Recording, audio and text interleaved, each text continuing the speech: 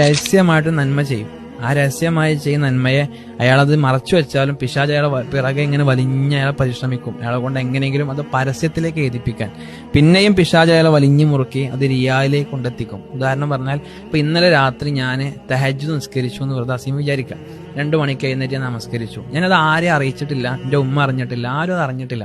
ഞാൻ നല്ല നീയത്തോടെ നിസ്കരിച്ച്, നല്ല നീയത്ത് എനിക്ക് ഉണ്ടായിരുന്നു. പക്ഷെ ഇഖ്ലാസ് എനിക്ക് കുറവാണെങ്കിൽ, അല്ലെങ്കിൽ പിശാച് എന്റെ പിറകുണ്ടാവും, ഇത് എങ്ങനെയെങ്കിലും ആളുകൾ അറിയിക്കണം. അപ്പൊ ഞാൻ ചിലപ്പോൾ ആ നേരത്ത് മൊബൈലൊക്കെ എടുത്ത് തഹജ്ജുദിന്റെ മഹാത്മ്യ സ്റ്റാറ്റസ് വെക്കാം രാത്രി 2 മണിക്ക്. ആ സമയത്ത് ഇത് ആരും കാണില്ല എന്ന് എനിക്കറിയാം. പക്ഷെ പിറ്റേന്ന് രാവിലെ ആകുമ്പോൾ ഇത്ര മണിക്ക് സ്റ്റാറ്റസ് വെച്ചാൽ അപ്പൊ നിസ്കരിച്ചിട്ടുണ്ട് എന്ന് അറിയിക്കണം. അതാണ് ചിലപ്പോൾ രാവിലെ ആകുമ്പോഴേക്കാരം ഉമ്മ ഇന്നലെ രാത്രി ഞാൻ നിസ്കരിക്കാൻ നീച്ചപ്പോൾ വെള്ളമില്ലാത്തതുകൊണ്ട് ഞാൻ മോട്ടർ ഇട്ടേക്കണം, നിങ്ങൾ മോട്ടർ ഇടണ്ട.